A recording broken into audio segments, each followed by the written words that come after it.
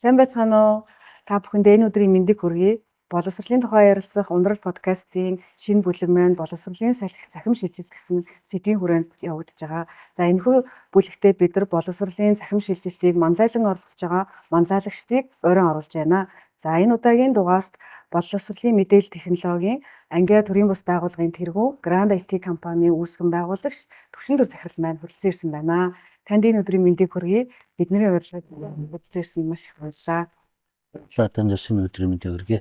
За хоёлаа яран тавьдыг ангиа төрийн бус байгууллагын тухай ярилцаад яриагаа эхлэе гэж бодож байна. Энэхүү төрийн бус байгууллагын маань за дандаа байв, хизээ байгуулагдав. За байгуулагдсанаас хойш хийсэн томоохон ажлуудынхаа талаар гээд яриагаа эхлэе. Ангиа маань нэгдүгээр Монгол ангиа гэсэн үг тийм. Тэгээ нөгөө төрийн бус байгууллагын хуулиар бол заавал Монголд орсон нэр байх хэрэгтэй гэдэг утгаараа ангиа гэдэг нэр өгчээсэн. Ангиа гэдэг маань бол ер нь бол арга зүй гэсэн тийм эртний сайхан үг юм л. Тэгээ тэрийг биднээс төлөвчгээс олж аваад тэгээд ангиа гэдгийг одоогаар 2 жилийн өмнө бидээс энийг бол албаас өгүүлж ирсэн. За тухайн үедээ бол бид бол холбоог бол яаж байгуулсан гэхээр за зорилго нэгдүгээр, хоёрдугаарт энэ Монголын одоо анхны энэ боловсролын технологийн холбоог зөвхөн одоо програм хангамж гэхээсээ илүүтэй техник тоног төхөөрөмж бас боловсролын байгууллагуудаар илүүтэй тоног төхөөрөмжүүдийн хэрэглээний асуудалтай. Цаашлах юм бол энэ Монгол улсад болж байгаа боловсролын хууль тогтоомжууд бас хэр амьдралтай, хэрэгжихтэй, бас хэр ээлтэй юу гэдгийг бас иргэдийн зүгээс төрийн бас байгууллагын зүгээс бас харж үздэг, анхаарал тавьдаг, түүнд хамтарч ажилладаг гэдэг зорилгоор энэ бол байгуулж ирсэн. За тэгээд цаашдаа бол компаниуд маань ороод өргөжөөд ингээд яваасаа гэдэг үүднээс бол байгуулж ирсэн. За энэ холбооны одоо биднээс хамгийн гол мөрөөдөл бол хотоодын зах зээл дээрээсээ илүүтэй нөгөө гадны зах зээл рүү биднээс хэрхэн юу явах уу гэдэг нь тийм хол татсан зорилготойгоор бол тавьсан байдаг тийм. За таны хувьд нөгөө Grand IT гэдэг компани үүсгэн байгуулагч. Тэгээд энэ компани хэзээ анх байгуулав? Одоо хэдэн жил болж байгаа вэ? Ер нь бол одоо бас Монголын боловсролын салбарын 3-1 нь одоо тамаас тийм бас хийж байгаа шүү дээ. Тэгэхээр та өөрөө компани тухай бас зайлшуулаач. Яг Grand IT компани би бол үүсгэн байгуулагч нь 2017 онд 3 чиглэлээр гарч ирсэн байдаг. Нэг нь болохоор одоо бидний сайн мэдэх уламжлалт ERP байна. Нөгөөх нь болохоор аялал жуулчлал, нөгөөх нь болохоор би өөрөө боловсролын салбарт нэлээд идэвхтэй ажилладаг учраас боловсролын салбарын тэр шалгалт гэдэг юм бол надад их анхнаасаа их сонирхолтой санагддаг. Яг тэгэхээр хүүхдийг яаж хурдан сургах уу, чанартай сургах уу, сурсан юм яаж үнэлэх үү гэдэг. Энэ бол миний бараг одоо боловсролын салбарт өөрөө ч оюутан байх цагаас сурж байсан. Үеэс гэсүүлээд энэ шалгалт гэдэг юмыг бол айгүй биеэрээ мэдэрсэн учраас энийг яаж захин болох вэ? Энийг яаж програмтай болгох вэ те? Маш богино хугацаанд ялангуяа одоо тусгай алгоритмууд хэрэглээд та дээр заавал тэр хиймэл оюун байна уу юу вэ намаагүй тусгай алгоритм хэрэгжилж жагаад одоо бидээс нэг 1000 бодлого байна гэвэл нөгөө хүүхд чинь ингээд 1000 бодлого ингээд өөрийнхөө тархин дотор ингээд тодорхой зүй тогтлоор хадгалж байгаа шүү дээ. Ийм ингээд яг тэрэн шиг тийм зүй тогтлыг агуулсан алгоритмаар захим шалгалт гэдэг имийг бий болгоод тэгээд юу гэдэг нөгөө хүүхдээ амар богино хугацаанд сургах гэсэн үг. Тэр нь биднээс гол зорилго байсан. За тэгээд тэрийг хийгээд тухайн үед анх гарч ирсэн ч гэсэн тэр чинь хэн худалдаж авах вэ? Яаж хэрэглэх юм? Гэт ийм зах зээлтэй янгуудл чинь манай зах зээл тэр үед бэлэн байгаагүй л дээ. Яа тэгэхээр мөдөл байсан ч гэдэг юм. Харин эсрэгээр нөгөө ковид орж иржээч захим шалгалт гэдэг юмний утга учир бол гарч ирсэн. Тэргээр зүгээр ихтэй сургууль дээр бол бидээс бас нөгөө ихтэй сургуулийн програм хангамж өмсөд одоо гээд бас ер нь бол анх тэгж хэлсэн байхгүй. Тэгээд шалгалт гэж явж байгаа тэг ихтэй сургуулийн програм авч ивэл. Тэгээ тэрэн дээр бол ихтэй сургуульч бол бас бие даасан, бас жоохон оюутан гэдэг талаасаа бол тэгээд нөгөө сургалтын төлөвлөгөө гэж ярьдаг байсан учраас арай өөр агуулмжтай. Тэгээд тэргээр бидээс бол явсан. Зүгээр үндсэн зорилго бол ер нь бол Moodle-ийг яаж би ч өөрөө нөгөө юуны холбоо мэдээлэл технологийн сургуулийн тэнхимэрлэж байсан. Манай сургуульч өөрөө Moodle хэрэглэдэг байсан байхгүй. Зарим юм дээр гэх юм одоо уралдаан тэмцээн зохиогч юм уу янз бүрийн тэмэрхэмд. Тэгээ би хараад бидүүс ингээд жил болгон бараг ингээд 200 300-аар төгсөж байгаа юм чинь 2 3 тэнхмээс. Тэнгүүд яагаад бидүүс Moodle гэдэг. Тэгэл Moodle бол гоё гэдэг үнэн гоё сайхан систем олоосон систем. Тэгээд ерөөсөө энэ Moodle-ийг яаж ихтэй сургуулиас гаргах уу гэдэг тийм бодол бас бяцхан бас цаана байдаг гэсэн. Тэгээд одоо ингээ эргээд харсан чи юу н ихтэй сургуулиуч Moodle хэрэглэхээ барах болсон байгаа байхгүй. Тэгэхээр бол энд бол бидүүс бас буруу бодоогүй нэгдүгээр хоёрдугаар уусаал тэгэл улс орон өөрийнхөө дотоод системүүдээ хөгжүүлж өсөлтөх чадвар байж ажлын байр бий болгож тийм явах хэрэгтэй юм чинь нэхэд тэгэхээр бол биднээс нэг буруу бодоогүй зүгээр яг тийм амбишн байсан байна л гэсэн санаа. Их сургуулийн систем, ерөнхий боловсролын сургуулийн систем сүүлд СУБ-ийн хоолн дээр санах байдаг лөө байхгүй тий. Ер нь ЕБС-ийн систем болон ихтэй сургуулиудын систем хоорондын ялгаа юу вэ? Хоорондын онцлог тий хэрэглэгчийн онцлог ч юм уу тэрэн дээр та бас аюу ажилласан баг тий. Ихтэй сургуульчин болохоор нөгөө нэгдүгээр нөгөө хичээлээ сонгож явдаг тий. Сонгож явна гэхээр нөгөө оюутан талаас нь нэлээд юу ороод ирдэг. Үйлдэл ороод ирдэг. За тэрэн дээрээ суурилж нөгөө дараагийн ажлууд гарна гэсэн ерөнхий зарчимтай одоо архитектурын хувьд юм те. Бусад газар болохоор ерөнхийдөө нөгөө талаасаа авчдаг те. Сургууль талаас авчдаг. Тэгэхээр нэгдүгээр ялгаан тэр, хоёрдугаар ялгаа нь болохоор нөгөө диплом хэвлэн шүү дээ. Дипломч нь өөрөө хэдэн хуудастай юм болно. Тэгээ англи дээр хэвлэн, монгол дээр хэвлэн, монгол бичиг дээр хэвлэн. Тэгээд нөгөө хичээлийн тон өндөр. За тэгээд GPA нөгөө бодолт явагдана. Хамгийн ихтэй сургууль дээр хамгийн хэцүү юм тэр нөгөө анги дэвшилт гэж байдаг. Нэгдүгээр курсын оюутан хоёрдугаар курстээ орлоо гэж явчихдаг. Тэгэнгүүт талаа сонголтууд нь дундуур орж ирдэг. Тэгээд нөгөө ангиас мэрэгжил солино гэж. Мэрэгжил солихоор нөгөө нэг хичээлүүд нь шууд дүүцүүлнэ гэдэг. Тэр итгэвчл айгүй өндөртэй. Тэгэхээр нэг програмаар шууд орж болтгоо. Заавал тусад нь ингээд ихтэй сургуулийн програм гэж авч үзэхээс өөр. Тэр нь өөрөө бас нүсэр ажилладаг. Тий. ЕБС дээр бол харьцангуй бүр тэгтээ бас хөтөлбөр солидог тий. Хөтөлбөр сольсон ч гэсэн нөгөө хичээлүүд нь ер нь бол таарад явах нь нөгөөдөг чинь болохоор одоо жишээ өгдөг чи математик байлаа гэхэд нөгөө ангид математик байлаа гэхэд чинь Монгол Улсын их сургуулийн математик одоо өөр сургуулийн математикт гаднаас ирсэн оюутан байлаа гэж боддог. Тэний математикт нийцүүлэхэд заавал 16-7 хоног тулгасныхаа дараа агуул гэдэг нэг бас хөөрхөн ажил болчдөг. Тэг чинь бол ЕБС-т бол математик гэж шууд яваад магадлал өндөртэй гэсэн. Тийм байна тийм. Тэгэхээр асараа амар тавьчих. Яг нарийн ажиллагаанууд гардаг гэсэн. За хоёлаа Grand IT-ийн багш систем гэж ерөнхийдөө систем байгаа.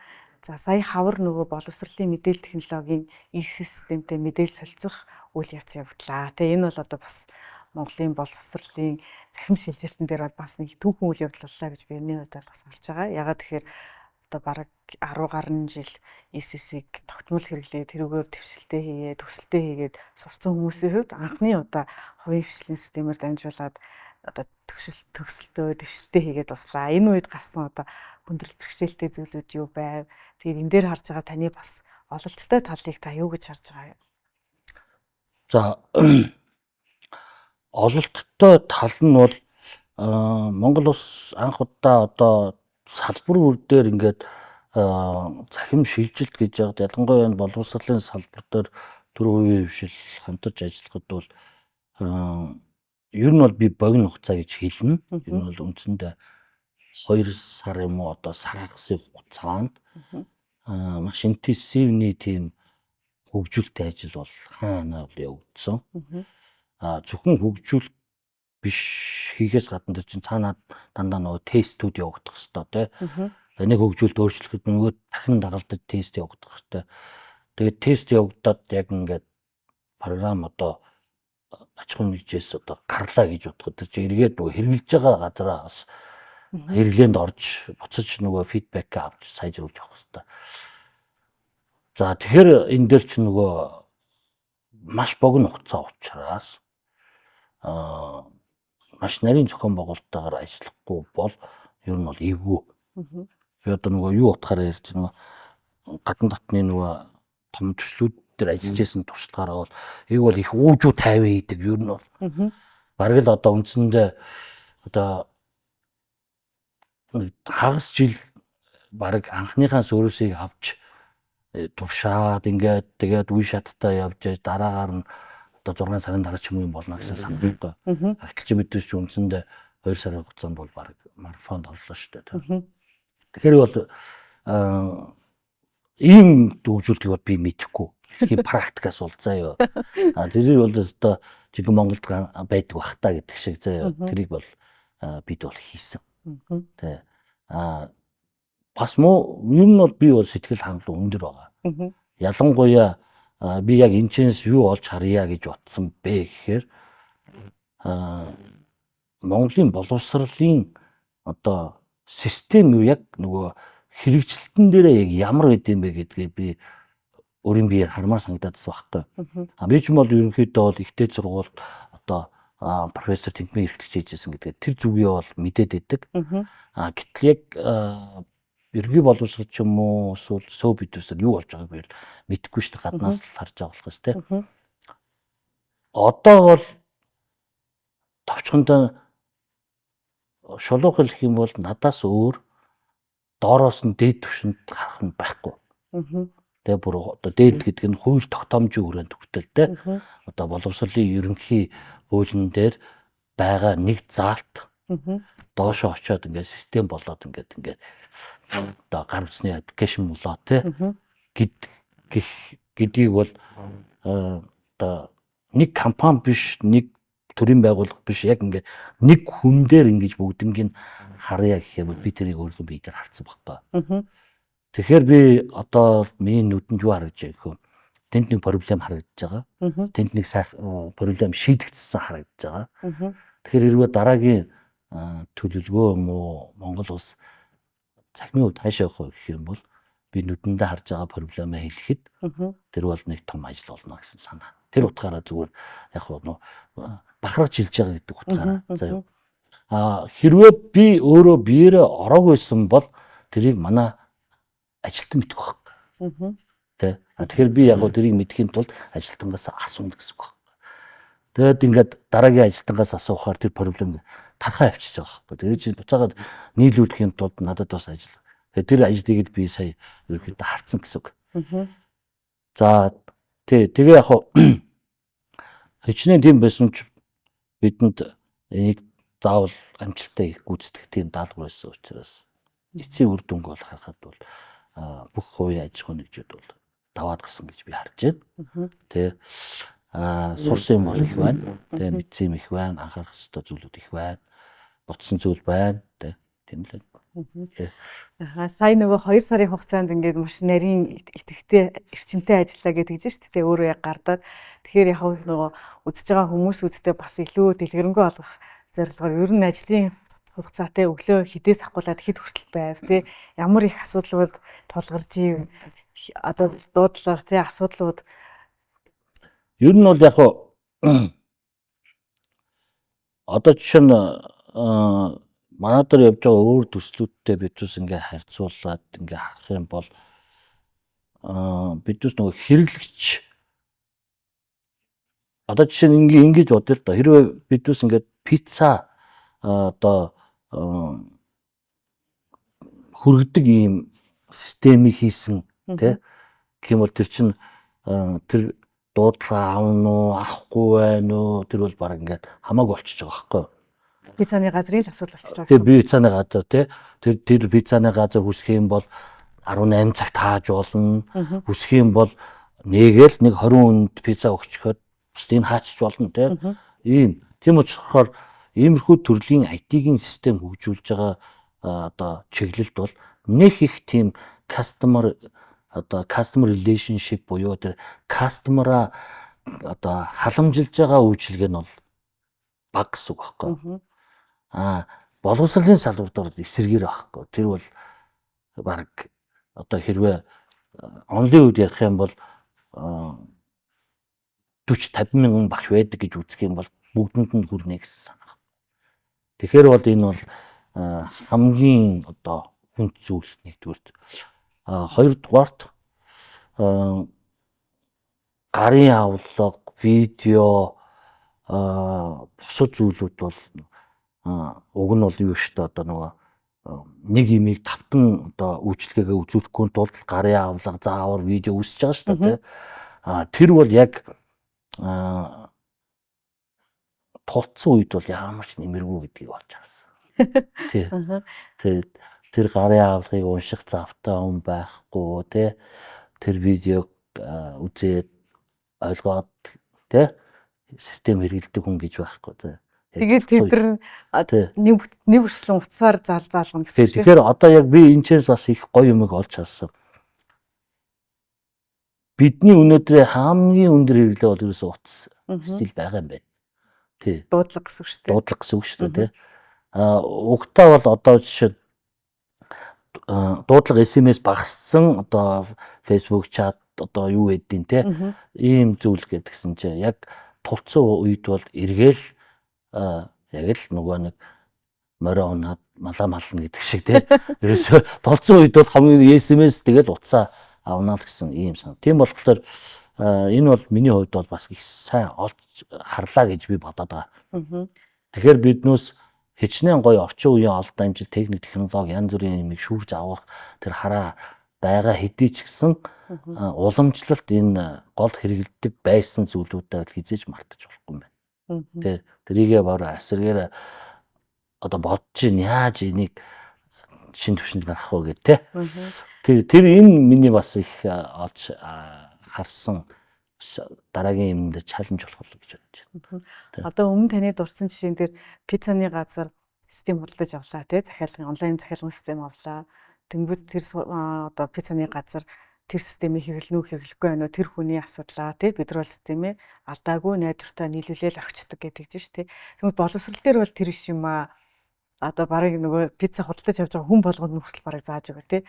Пиццаны газрын тогооч алганд нь зааж өгөх хэрэгтэй шаардлага гарч ирж байна гэж байна. Яагаад юу ингэж байгаа юм болоо? Уул нь бол ингээд нөгөө онлайн төвшөндөө харах юм бол адилхан л систем худалдаж авсан хоёр байгууллага юм чинь тухайн худалдаж авсан системийг хэр ашиглах нь одоо тэр байгууллагын асуудал байтал нөгөө компани програм хангамж нийлүүлж байгаа компани хариуцлага болоод байна шүү дээ тий. Энэ дээр таны бодол наач айгүй сонирхолтой зүйл. Би бол наадах чинь бодож жагаад ерөөсө биднээс завгүй байгаа юм байна л гэж тодорхойлсон заяа. За. Хүн ингээд завгүй болоод ирэхээр юу н яг ерөө жоохон сэтгэл зүй оруулаад ярих юм бол ерөөсө инстинктээр хөдөлж эхэлдэг юм байна. Тэ завтаа болоод ирэх юм бол хүн ингээд сонголтоо бодоод за ингээд харьцуулаад за энэ зүгээр юм байна гэд ингээд юм.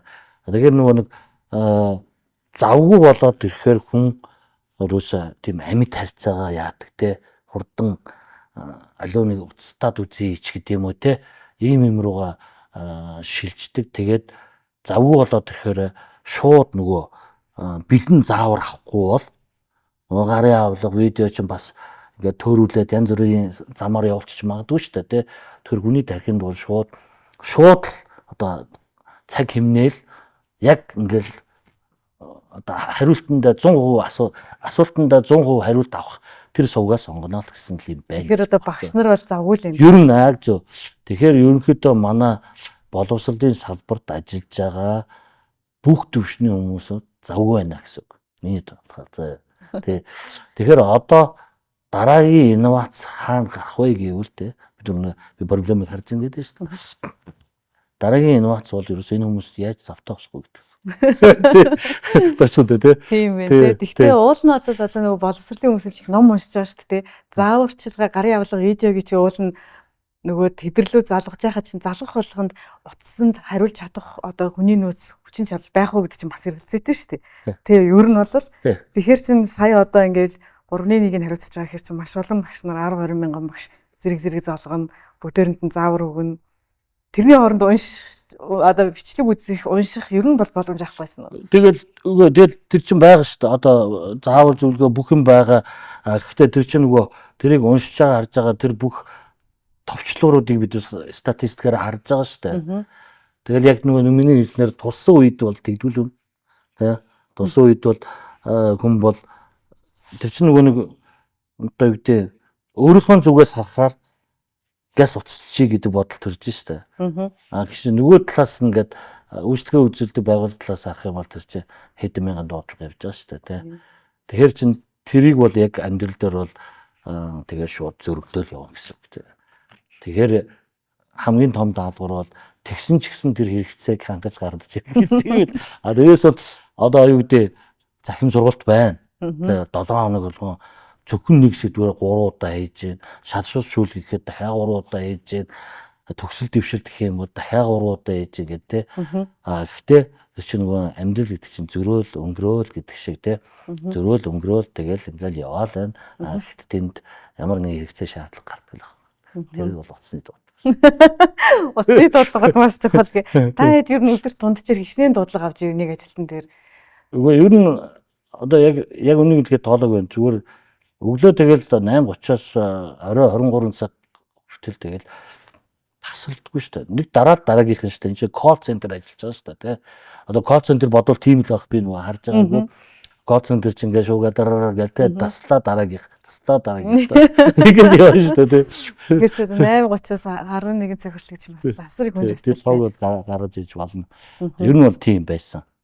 Тий. Тэгээ нийт ямар ч хэсэг бүх харилцаг сургуулийнхаа. Тэгээд хамгийн гоё нь тэр бол одоо ч гэсэн би энийг яг технологиор яаж шийдгийг мэдэхгүй байна. Бидээс бол хүний хүчээр шийдэж байгаа шүү дээ, тий. Тэгвэл тэр чинь нөгөө одоо чинь бидээс ингэ бодож байгаа гар утасны ийм call application гаргачихъя гэд. Тэгсэн ч гэсэн тэр цагаан холоогоор яриаггүй яг л нэг гэдэг хавцаагаар ярьж байгаа учраас уламжлалт усны дуудлага байна уу, гар утасны аппликейшнээр нь яриулна уу? Ерөөсөө дандаа нэгээр угаасаа дараагийнх нь үлээгээд өөр явах өөр арга байхгүй. Зүгээр яг уу тэгэл зохион байгуулалт хийж болно л доо. Гэхдээ нөгөө 100% зохион байгуулалт хүрдэггүй учраас тийм байна л гэсэн санаа. Зүгээр яг уу одоо бодж л байна. Дараагийн инновац бол ер нь бол энэ юг одоо яаж энэ коммуникаци асуудлыг те яаж явах магадгүй одоо энийг хэрвээ хийж чадах юм бол тэгэл их гоё юм болох бах те. Гадны ерөнхийдөө нөгөө IT-ийн компаниуд чинь колл центр гэхээс илүү бид нар тикетинг систем гэдэг хэрэглэдэг шүү дээ. Систем дээр асуудал гарлаа. Ялангуяа IT-ийн компаниуд ч сервер асуудал гарлаа гэхэд шууд тикет чие. Тэгээд тэрэнд нь 24 цагийн дотор нөгөө компани эргэж хариу өгвөл ер нь айгу хурдан шуурхай ажиллаж гэж үздэг шүү дээ. Тэгвэл Монголд ч одоо нэг харьцан нэг уцаар ярина гэж чинь VIP-ийн VIP үйлчлэгээ шүү. Тэр бол амар. Тэрийг бол ер нь бол хийсэн тийм ч утгаараа юунууд бол айгуу сайн бас хөдөлмөрийг бол үнэлж байгаа сургуулиуд бол. Үнэхээр одоо мэдээж 100% утасны дуудлагыг бол бүр авч чадахгүй шүү дээ, тий. Гэсэн ч гэсэн яг мэдтгүүц одоо авж гинэ гэдэг тэр англи руу орж чадсан. Тэр утгаараа бол ер нь бол баяртай байна. Одоо ер нь сая одоо ECS-тэй холбоотойгоор анги дэвшил төгсөлт гэх том ажил яваад гарчлаа. За дараа нь намраас ахгуулаад ер нь яах шинж чимдэгтэй байх шиг байна тий. Одоо ингээд шилжилт маань цаашаа үргэлжлээл явна. Дараагийнхаа алхам руугаа орно. Тэгэхээр дараагийн алхмууд нь юу вэ гэж та харж байгаа? Дараагийн алхмууд бол одоо юу вэ шүү дээ. Одоо за ер нь бол техникийн асуудлууд бол ингээл гараал яваал авах бах. Миний харж байгаагаар бол одоо энэ нөгөө дахиад нөгөө анхны проблем буюу тэр нөгөө шалгаж шүүлгийн асуудал байгаа байхгүй.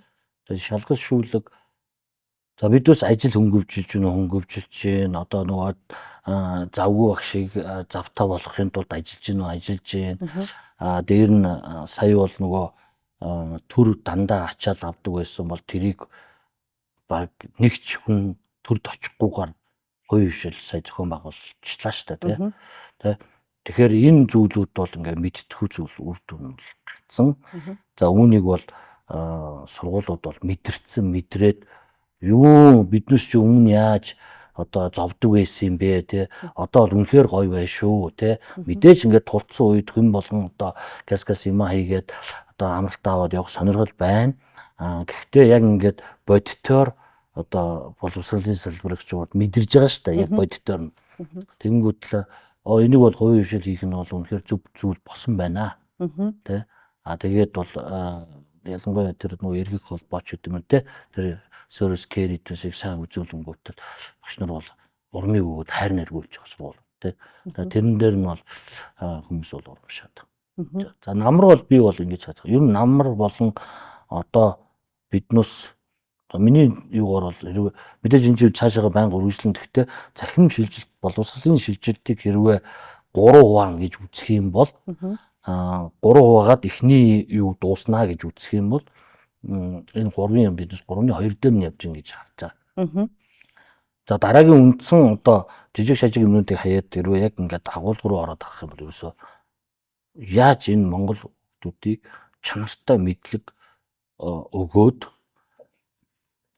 тэгээ багшийн ачааллыг бууруулад чанартай тэд чинь 50 хүүхэд байгаа шүү дээ нэг анги гэдэг юм те дээдлэн чинь дунд ч юм уу тэр хүүхдүүд чинь бүгдээрээ бас багшийн хэрэглэгч гэсэн үг шүү дээ тийм үстэй те тэр чинь тэднүүс чинь ингээд бүгдээрээ багшаа гэдээ ороод ирлээ чинь багшийн ачаал бас өндөр нь шүү дээ те тэгэхээр тэр хүүхдүүд аль болох ингээд дунджаасаа илүү сайн чанартай мэдлэг авчиж Монгол улсын оюуны потенциал дэвшлээ те тэгээд тэднүүс бол шалгалтыг бол одоо маш мэдлэгээ баталгаажуулах тэр механизмыг хийх. Тэрэн дээр бол жинхэнэ одоо компаниуд инновац одоо гой юмнуудаараа өрсөлдөх болов гэж би бодож байна. Зүгээр анхаарах ёстой юм шалгалтын материалыг хэн бэлдэх вэ гэдэг асуудал байна.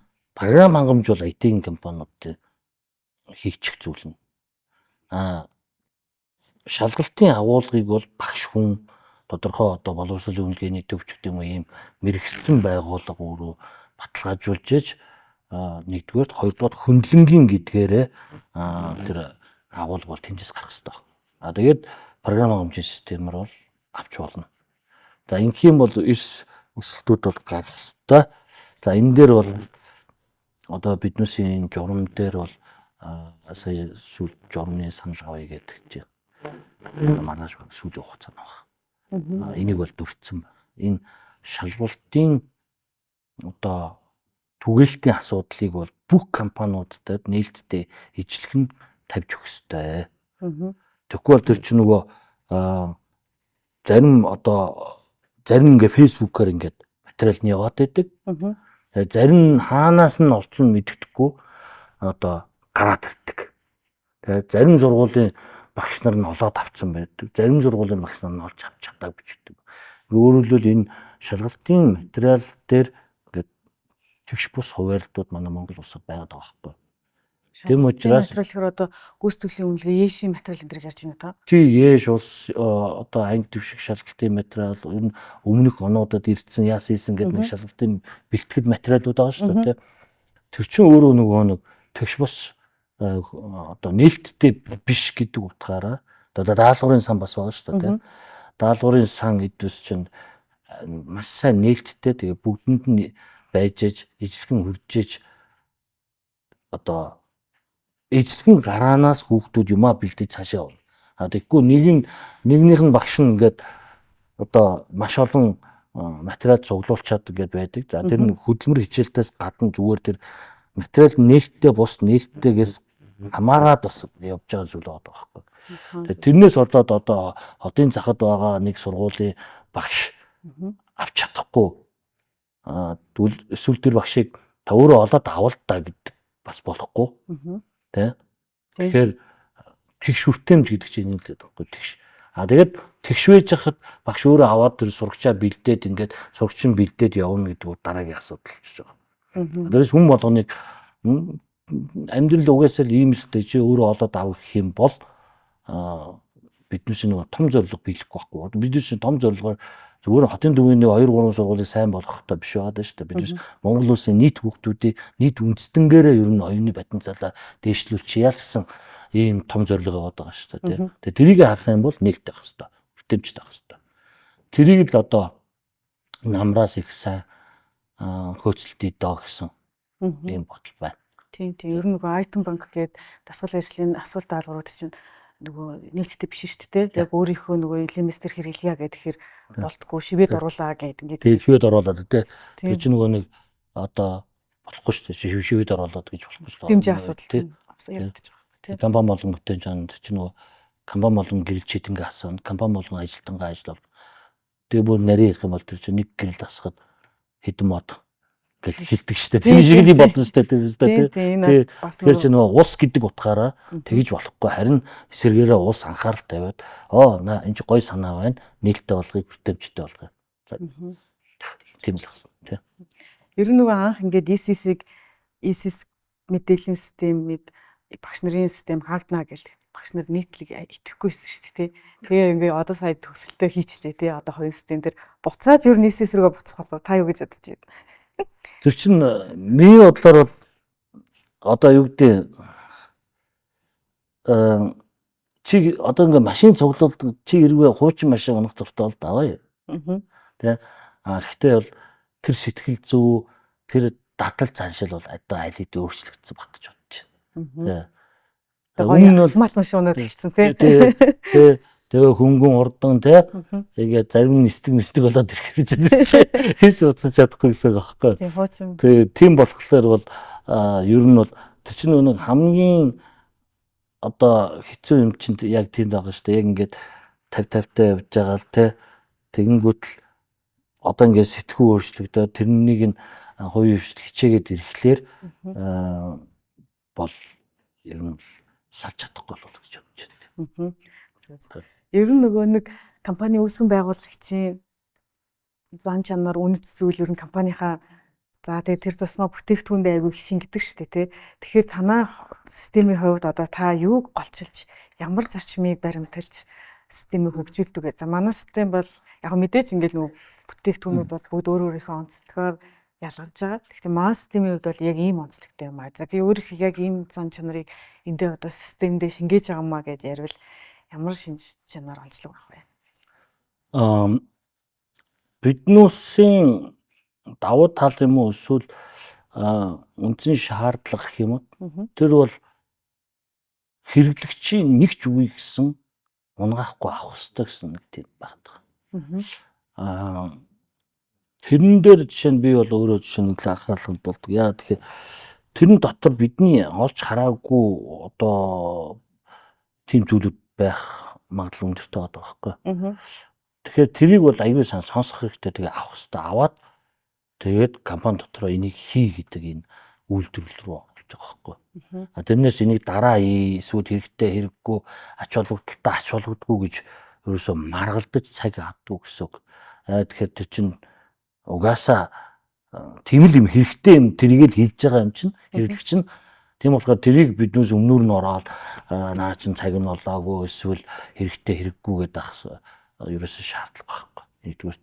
Хоёрдугаар тэр үн цэнтэй мэдээллийг би баг алдахгүй сонсдог учраас хэрвээ би сонсохгүй өнгөрчвөл хийгдэхгүй өнгөрөх магадлал бас байж болох байхгүй. Тийм учраас тэрийг бодож биднээс аягуулсан би бол хувьдаа миний хариуцлага гэж боддог. Тэгээд тэр бол миний гол ажил. Тийм учраас нэгдүгээр төрийн байгууллагуудын юу хийж байгаа харьцаа, альбом бичиг, чат, одоо өөр дүрм журам тэр маш чухал. Тэр талаас ирж байгаа төрийн бодлого байна те. Энэ талаас ирж байгаа одоо амьдрал дээр байгаа одоо хэрэгцээ шаардлагууд байна те. Энэ хоёр яаж авчилдахгүй тэгээд зарим техникээр хийх боломжгүй. Тэгээд тэрийг зарим программист бол одоо тэрийг 3 сар хийн гэж төсөөлж явах юм бол нөгөөх нь 2 сар гэн би болохоор наа чин 3-7 хоногт хийгдэх ёстой. Тэгэхээр энэ юу бол манайд бол нэлийн шингэцэн. Даалгавар ороод ирэхэд би сонссон бол олон жилийн дунджаар наа чи 3-7 хоног шүү зүгээр тэгж та нар хэтрүүлж наадгаа 3 сарын ажил гэж ярьж болохгүй шүү. За чи өсө 3-7 хоногт. Тэгээд наадах чинь хийхдээ ингэж хийн. Тэрнээс зүгээр хийчээрээ би тэгээд 3-7 хоногийн дараа нэг хараад биш. Наа чи жоохон л алдах юм бол наа чи 3 сарын ажил болно. Харин алдахгүй яг ингээд туршлага одоо сонсоод хийх юм бол наадах чинь 3-7 хоногт хий шүү. Гэсэн ийм хараа хяналт байдаг. Энийг бол сайн тэмдэрсэн. Хоёр дахь юм дээр болохоор яаж инновацлах вэ гэж бодоод байна л да. Яаж шинэ юм стандарт бол байгаа шүү дээ. Ер нь бол жишээ нь одоо биднээс одоо байгууллага дээр ч гэсэн одоо боловсролын байгууллага гэдэг эрс бүртгэх гэж нэг асуудал байгаа шүү дээ. Тэгээ ажилтан ирсэн гарсан орсон. Тэгэнгүүт тэр эрс бүртгэлийг бид яаж инновацлах вэ гэдэг. Тэгээ тэр инновацаа шууд хийх гэхээр бас нөгөө зах зээл эсвэл хүлээж авах үгүй гэдэг асуудал. Тэрэн дээр аюул их. Ер нь бол инновацийг бол халбар дээр явж байгаа. Тийм учраас нөгөө одоо жишээ ингээд нэг сонголт байлаа гэхэд тэрийг ингээ бусдаасаа ялгаруулж яаж өнгөтэй болох вэ гэдэг чинь нөгөө амар их хурдтай завгүй хүмүүсүүд ажиллаж байгаа учраас өнгө мөнгөөр сайн ялгаж өгөхгүй болохоор нөгөө олон юм дунд чи 3 тонн 9 тоотойгоо хараа муудах юм бол баг ижлэгээ харагдах гээд байгаа ч гэсэн тийм тохиолдол байдаг учраас тэрийг бол даахарч байгаа. Тэр ер нь хэрэглэгчийнхаа user experience буюу харагдах талд нь илүү их анхаарч ажиллаж байгаа гэсэн үг шүү дээ. Илүү харж. За таны хувьд ерөнхийдөө одоо нөгөө бүтээгдэхүүн системийн хөгжүүлэлттэй хийгдэж явж байгаа шүү дээ тий. Ирэх жилүүдэд он жилүүдэд ер нь юун дээр илүү төвлөрч ажиллая гэж бодож байна. За тэгээд яг системийн технологийн хөгжүүлэлт гэхээсээ илүү нөгөө сургуулиудаа ямар үн цэнийг өгье гэж бодож байна тий. Тэр талаас нь жоо. Одоо ерөөсөө сургуулиудын сурлагын чанарыг яаж дээшлүүлэх үү гэдэг дээр ядангуяа дата анализ те энэ дээр юун дээр нь ингээд хүүхэд алдаад байна ч гэдэг юм уу ямар судалгын одоо сургагдаад байна ч гэдэг юм уу те тэгээд энэ нь тасалтаасаа болоод байгаа юм уу эсвэл агуулгаасаа болоод байгаа юм уу агуулга нь хүнд юм уу өнгийн юм уу те эсвэл цагны асуудал юм уу те тэгээд тэрийг л одоо илүү мэргэжлийн зүгээс бол анхаарч ажиллана гэж бодоод байна. Тэ. Тэрэн дээр л инновац нэлээ ялгараад стандарт бус юмнууд гарах болов уу гэж бодоод байна. Тэ. Ер нь бол агил одоо шалгалтын программыг хурдан богино одоо чинь нийгмийн шаардлага чинь тийм болчихлоо шүү дээ. Нэг одоо олон юм уншихтай гол нь биш тий чанартай мэдлэгийг тэгээ богино хугацаанд одоо авах уу тэр ном юм уу багш юм уу аль нь юм уу тий эсвэл өөрөө бие даах юм уу гэдэг олон юмнууд байна шүү дээ. Тэрийг л илүү нэгдүгээр танхаана гэж бодож байна. Хоёрдугаарт бас энэ нөгөө захин контент гэж нэг магадаа шүү дээ тий. Тэр захин контент дээр бол бас их ажилласан байгаа. Нөгөө захин контент хэрч одоо юу гэдэг ихтэй зургуул дээр бол цаг 30 минут хичээл байна шүү дээ тий. Тэгэхээр тэрий чинь цаг 30 минутаар хичээл тавьчихад бол YouTube-оор дүүр нэг юм байгаа тий. Богино 15 минутны нэг сэдв байлаа гэхэд тэр нь бас багтах гэдэг ч юм уу. Яг стандартаар цаг 30 минут тавихаар ихтэх гэдэг ч гэдэг юм уу. Тэгэхээр яах ёстой вэ гэхээр одоо тэр хичээлийн агуулгыг ингээд одоо яг өөрөө ингээд зааж байгаа юм шиг ялангуяа одоо жишээ нь нөгөө нэг програмын хичээл заалаа гэхэд нэг багш 6 сар зааж болно нөгөө багш 16 7 хоног зааж болно те тэгэнгүүт одоо миний хувьд бол жишээ нь яаж энийг 7 хоногийн дотор сурах вэ гэдэг юм те 7 хоног дотроо өдөрт хэдэн цагаар өдөрт 2 цагаар ч юм уу өдөрт 3 цагаар те тэгэхээр чинь 5 ажлын 5 өдөр гэхээр 15 цагийн дотор сурна гэсэн үг шүү дээ те тэгэхээр ихтэй сургууль дээр тэр чинь 16 7 хоног цаг 30 минутаар зааж байгаа энийг нааш нь авчираад ингээд тавина гэсэн үг. Тэгээ агуулгын дотор нь дахиад багсгалт хийн. Тэгээд багасгаад концепт нь баг болоод ингээ гараад ирэнгүүт нь тэрийг нь технологиор яаж дэмжиж жагаад тэгээд тархинд нь бүр удаан хугацаанд хадгалдаг болох вэ гэдэг ийм бодлого бат. Тэгээ энийг бол цааш тол нэлээ явуул гэж бодож байна. Ер нь бол богино хугацаанд цахимыг ашиглаад үр дүнтэйгээр суралцах тал дээр нь илүү зөвхөн анхаарч байна гэсэн үг шүү дээ. Ер нь цахим систем агуулга тал руугаа нэлийн анхаарч ажиллана гэдэг юу гэж байна тий. Тэгээ одоо ер нь яг цаг нь болсон л гэж бодож шүү дээ. Одоо энийг хэрэгжүүлэхэд мэдээж нөгөө багш сурагчдаас минь бас их хичээл зүтгэл гарч ирэх хэрэгтэй шүү дээ тий. Шинэ нөгөө дадлаг хөвшил гарч ирнэ. Энд дээр та хэд одоо за багш нар минь сурагчд минь те нэг ингээд өгөөч ингээд дэмжиж өгвөл бид нар одоо технологийн бид нар чинь бас гоё илүү сайн ажиллах гэдэг шүү гэ тэр хэдтэй хандаж одоо хэлэх те та хэд юм энэ зам чанар магадгүй энэнд их сөргөөр нөлөөлөөд үр дүнд нь жоохон сөрөг нөлөөлж магадгүй гэдэг өнцгөөс нь яривал юу авах вэ? Ер нь бол ийм л юм байл л дээ. Яг нөгөө хүлээн зөвшөөрөх юм уу эсвэл юмаа хийж үзүүлэх харуулах гэдэг нэг том даалгавар байгаа шүү дээ. Тэр бол яг цаг хугацаатай юм шиг үлээ. Тэр цаг хугацааг бол итгэлээр товчилж болно гэсэн үг. Тэгвэл одоо би жишээ нь ингээд одоо стандарт математик одоо чинь 1-р курсэд одоо дээд тоо 16-7 хоног зааж ийн гэх юм бол би тэрийг 16-7 хоног бишээ наадах чинь 8 цагт зааж 7 хоног зааж болно гэд өгүүлбэрийг хэлэхэд нэг хэсэг нь итгэж гин. Окей, даваа наатахаа хийчих гэдэг нэг асуудал байгаа байхгүй. За энэ аюу чухал заяа. Нөгөө хэсэг нь итгэхгүй байна. Гэтэ чи хийгээд үзүүлээд тэгээд үнэмшээ гэдэг нэг асуудал байна. Тэгэхээр энэ хоёр дахьын ихийг 50 ингээд хийх гэхээр аюу их цаг орох гэдэг шүү дээ ингээд. Нэгдүгээр нь болохоор 1-р урам зориг, 2-р хамтын ажиллагаа, тэгээд итгэлийг хариулах, хүсэл тэмүүлэлгээд шал өөр хүч гараад ирж байгаа байхгүй. Тэгээд тэрэн дээр нь одоо үнэхээр одоо юу гэдэг хэрвээ би цэвэр IT-ийн компани байсан бол энийг хийж чадахгүй заяа.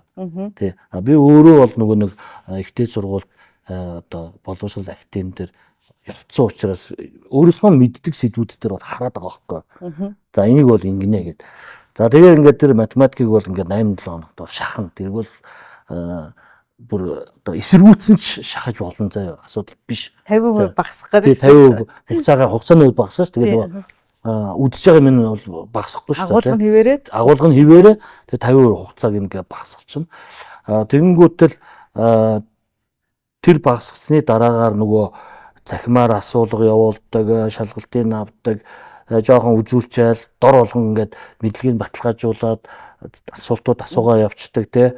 Тэгээд чиний хэлдгээр нөгөө тэмдэглэл асуулт нөхөж хариулах янз бүрийн хойно ингээд дагаад зүгээр дан ингээд ном уншуулад ингээд явчих биш. Тэгээд баталгаажуулж ингэж яваад ингээд шахаад тэгээд нарийн бодлого тавиа явах юм бол ер нь бол ямар ч хичээлдээ тийм орон зай бол байгаа. Тийм орон зай. Тэрнээс биш 16-7 хоногийн чинь бас нэг ухаантай хүн зохиогоод энээс цааш түүнээс цааш ерөөсөө энэ яг 16 яг алтан баг тутсан 16 цаг гэж бол хин чилээг байхгүй. Тэгэл зүгээр нэг тухайн үедээ сургууль хүмүүжүүд харах зүгээр 16-7 хоног болгоцсон болохоос биш доош нь дээш нь гэсэн юм бол чөлөөтэй байхгүй.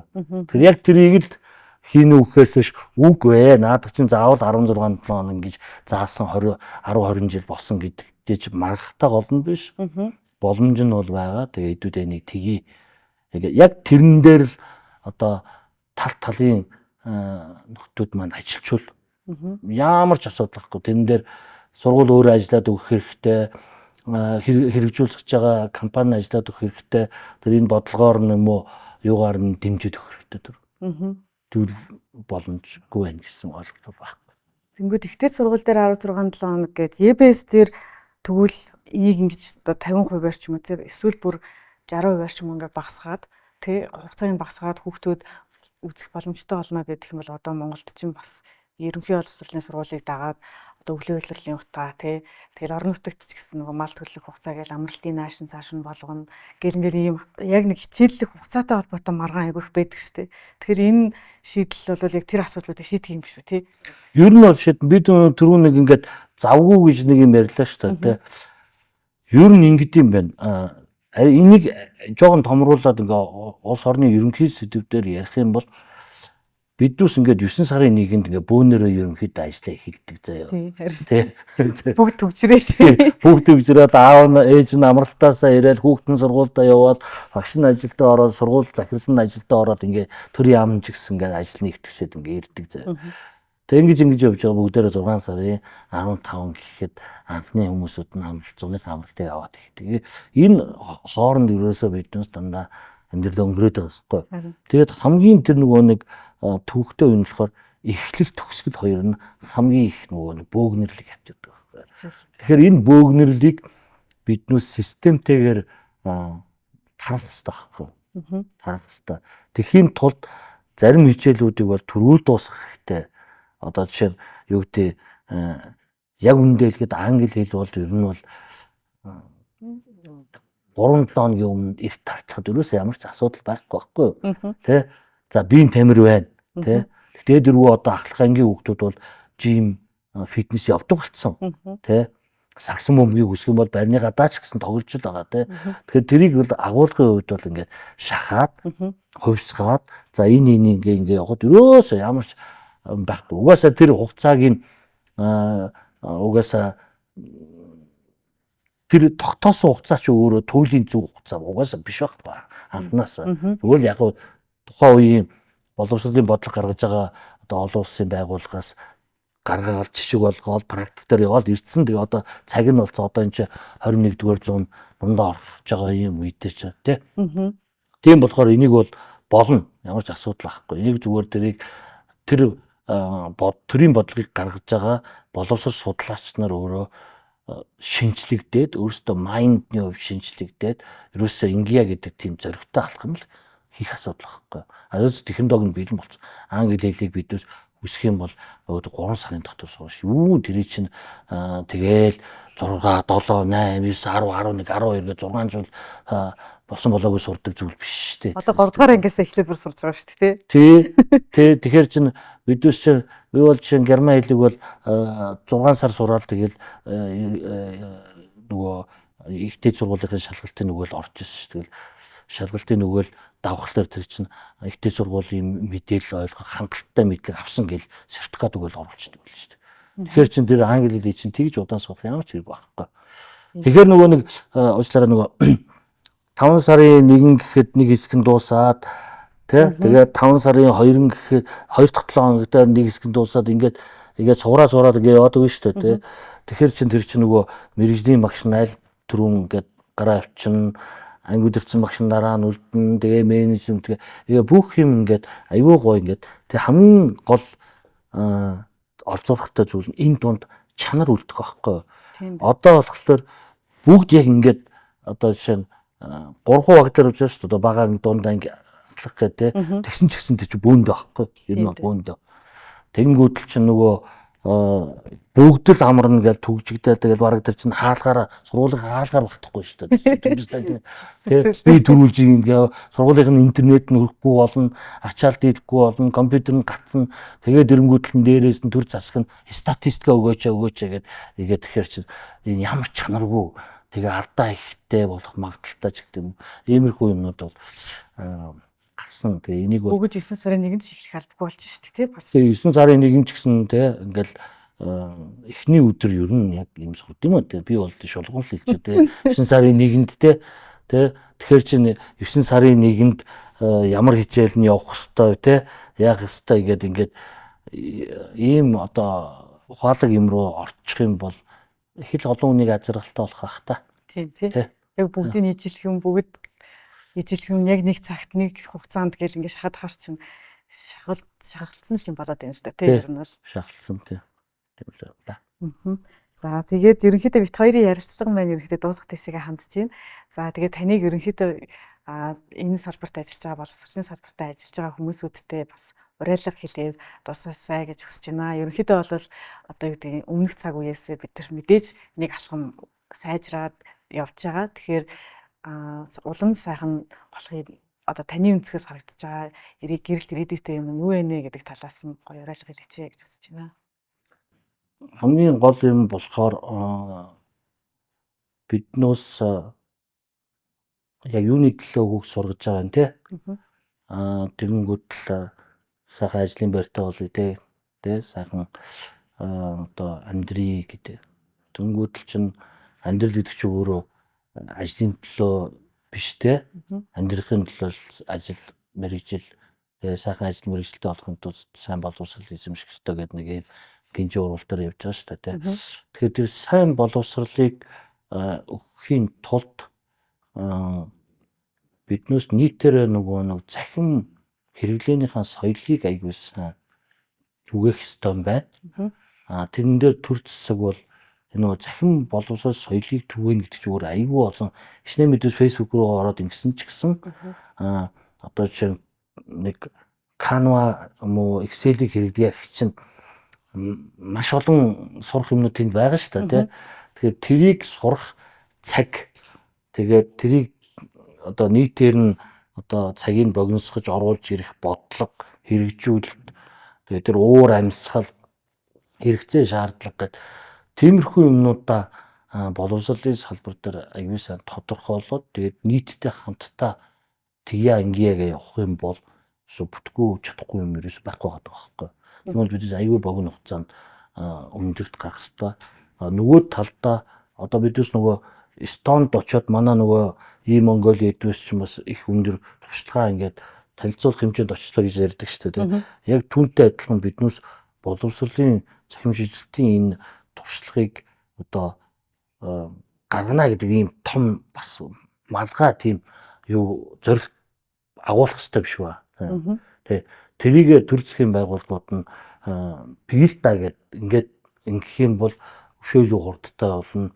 Тэгээд нийтдээ манай боловсролын одоо ирээдүйн залуу үедээ боловсрол түгээх тэр арга зам нь маш гоё гэрэлтэй болчих واخхой. Тэгэхээр тэрэнд бол одоо бидээс эргэж буцахгүйгээр тэгээд одоо маш эрчимтэйгээр одоо ойлгоцсон учраас сая ойлгуулах гэж бод нэлээ явлаа. Одоо ойлгоцсон учраас одоо бүгдээ гараа барайл тэгэл хамтдаа ингээд төр хувийн хвшлийнхэн хамтын ажиллагааг болон дэмжиж явчих юм бол шууд өндөр түвшинд гана гэж харж байна. Тэгээ тэрэнд бүгдээ хамт байгаасаа тий. Завгүй багш нарыгаа завтаа олох юм тий. За баярлалаа. Завгүй багшигаа завтаа олгох таны их ажил их үйлс бас өндрөөс өндөр амжилтыг хүсэн ирээё. Баярлалаа. Чам ч гэсэн ань сайхан одоо нэвтрүүлэг одоо блогд одоо урьж явсан баярлалаа. Тэгээ улам одоо энэ боловсролын талаар бас олон сайхан зүйлийг санаачилж ярьж асуудлыг хөндөж шийдлийг олж яваасаа гэж хүсье. За маш их баярлалаа. За ингээд манай подкаст орсон зочдоо бид нар Майдрын буудаа гэдэг энэ бүхэл бүрийн гурилыг бол бэлгэлж байгаа. За энэ хүү гурил маань болохоор iPhone технологиор гар чулуун тэрмээр ингэж тэрэмцсэн учраас шимт хижээр алдагдаагүй юм буудаагамаа. За тэгээд энийг танд за баярлалаа өндөрлөө. Тий. Эрүүл хүнс, эрүүл боловсрол бүгд сайхан зүйлүүд тий. Баярлалаа. За баярлалаа.